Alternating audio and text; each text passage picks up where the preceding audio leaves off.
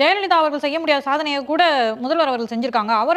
செல்வி ஜெயலலிதாவோட அதிகமா பொருளாதாரத்தை வளர்த்திருக்காருன்னு சொல்றாங்க சார். வளர்ந்தது இன்னைக்கு கூட சொல்லியிருக்காருமா 10,00,000 கோடி முதலீடு வந்திருக்குன்ட்டு. 10,00,000 கோடி முதலீடு வந்துச்சுன்னா நீ ஏன்ப்பா 8,00,000 கோடி கடன் வாங்கின?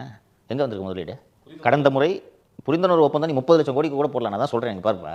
புரிந்துணர்வு ஒப்பந்தம் என்பது சேல் அக்ரிமெண்ட்டுப்பா, ரைட்டா? நீ ஒரு வீடு வச்சுருக்க, அடுத்த வருஷம் ஜனவரி மாதம் 10,00,000 ரூபா கொடுத்து நான் உங்கள்கிட்ட அந்த வீட்டை வாங்கிக்கிறேன். இது சேல் அக்ரிமெண்ட். இதுதான் புரிந்துணர்வு ஒப்பந்தம். ஜனவரி மாதம் நான் 10,00,000 கொடுத்து வீட்டை வாங்கினாதானேப்பா அது சேலு. அது போல் இவர் ஸ்பெயின் நாட்டுக்கு செல்லும்போது அங்கே இருக்கிற ஒரு பீங்காங் கம்பெனி நான் ஒரு 2,000 கோடி முதலீடு பண்ணுறேன்ட்டு ஒரு சேல் அக்ரிமெண்ட்டை போட்டுக்குவாங்க.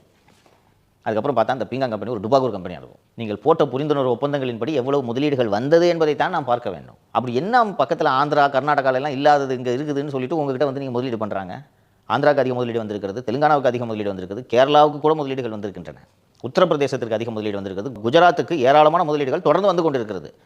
இதில் எந்த மாநில முதல்வர்கள் வெளிநாடுகளுக்கு சென்று முதலீடுகளை ஈர்த்தார்கள் சொல்லுங்கள்? எந்த மாநில முதல்வர் உங்களை போல சைக்கிள் ஓட்டி குரங்கு வித்தையெல்லாம் காமிச்சது எந்த மாநில முதல்வர்? நீங்கள் சொல்லுங்கள்.